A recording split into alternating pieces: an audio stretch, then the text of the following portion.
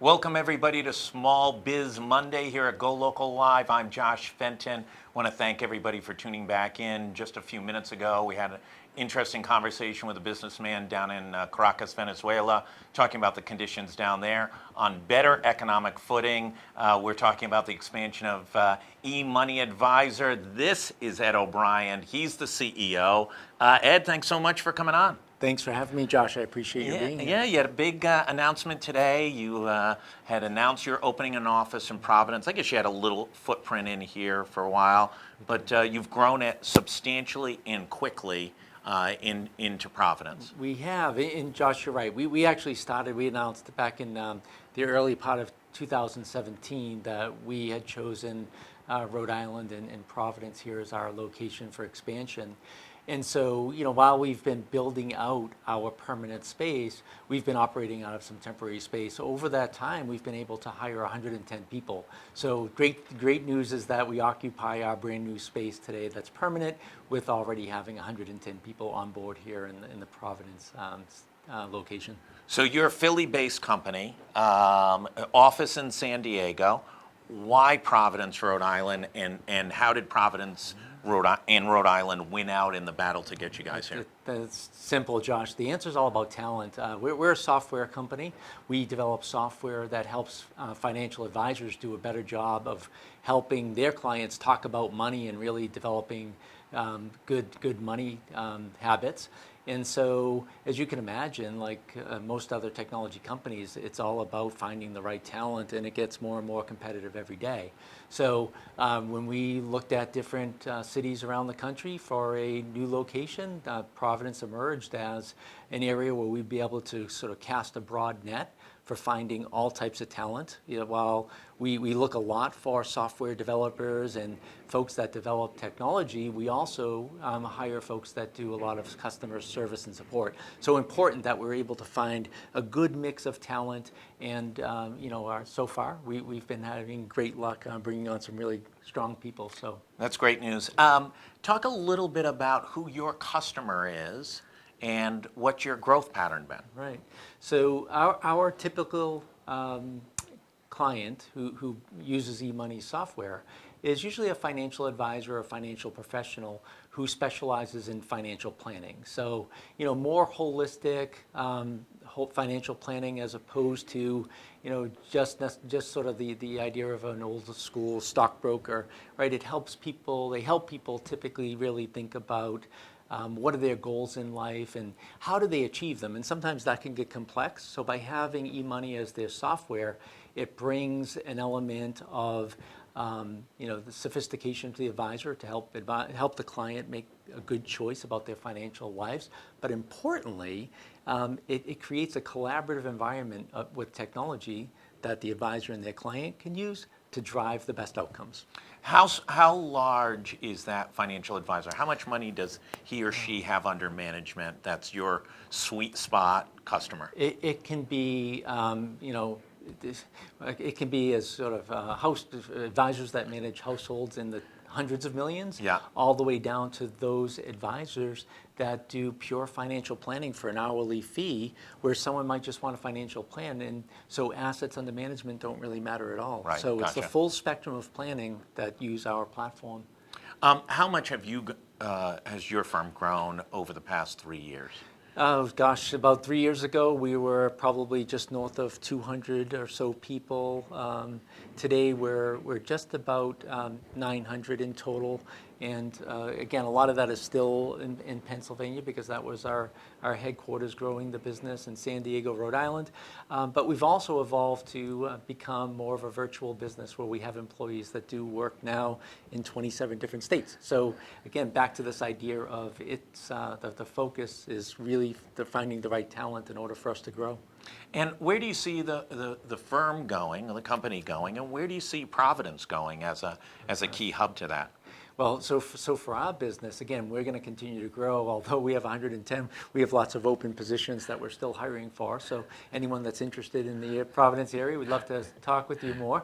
I think that the world of planning-led advice will play well for eMoney. I really like our position in the market. There's still a very low percentage of Americans that are getting quality information of how to plan for their retirement, correct? Completely agree, What is Josh. it, 20% or something like that I of think Americans? it might be lower than that when you talk about really comprehensive, financial planning. And I mean as simple as setting budgets and tracking to budgets and, where are you, overspending. For most American households, the biggest lever that they have is controlling spending. Right. And the only way you get a handle on it is by understanding, where's the money go when it comes into the household in a given, month. So that we start there and we sort of build up with what are those goals and then how can you afford to save for those goals. But you are right. More and more, I think that the households that can benefit from that kind of wealth planning are sort of the cross section of America. It's not just the high end of the wealth spectrum. Yeah, you hear these numbers of 40% of Americans couldn't handle a bill greater than $400 that comes in unexpectedly. That's not just folks who live in poverty. Exactly. That's far beyond that. Exactly. That's just people unable to kind of capture it. The stock market's booming. If you've got wealth, you're building wealth. Most people's portfolios up 30, 40% in the last 2-3 years. Are Americans ready for, listen, what goes up always levels out and usually comes down at some point. We're in an 11-year economic growth period.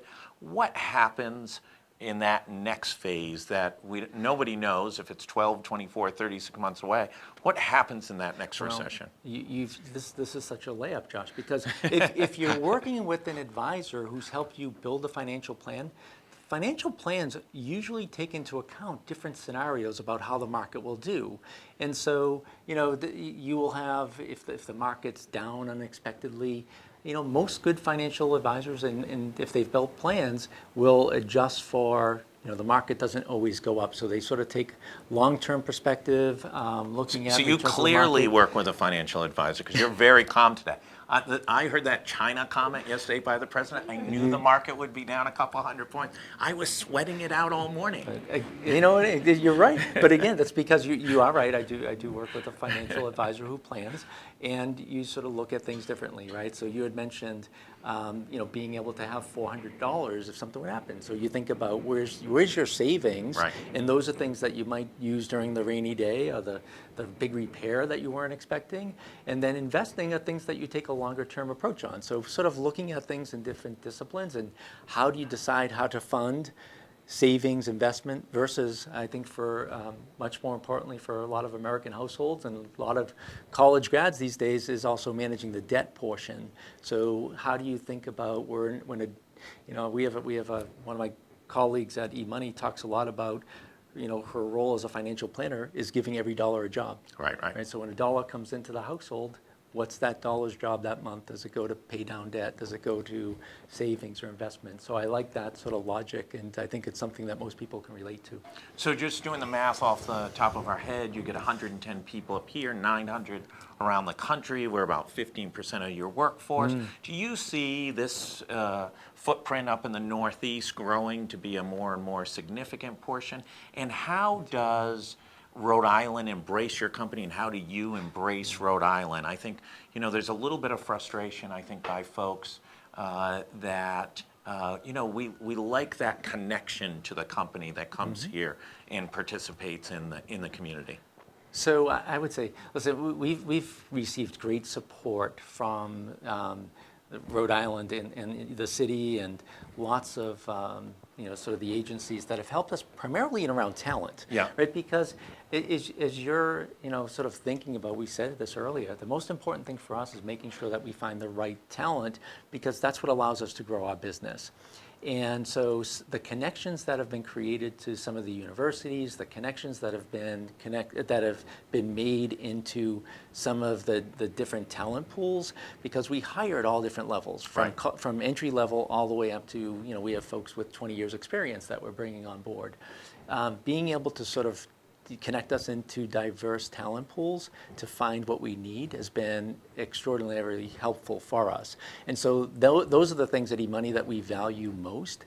And it also helps that we have the support of, we're in 100 Westminster. Paulino Properties has been great in sort of helping us with temporary space over the past year and a half while we've built our permanent space. So again, we've had great support to help us get there. So to answer your question, I think we're set up for good long-term success here in Rhode Island, in the city of Providence. You didn't grow up here. You didn't necessarily live here. What's your takeaway of Providence and Rhode Island? Full disclosure, I did grow up in Massachusetts, but not in Rhode Island. Yeah, we wouldn't count. We would I know, never. I know. I just need to be the parochial Rhode Islander. If you were born in Attleboro and your first day on earth you came into Rhode Island and located in Pawtucket, you would not be a Rhode Islander because you weren't born at Women and Infants or Lyoning Hospital, its predecessor. What's your take on Rhode Island?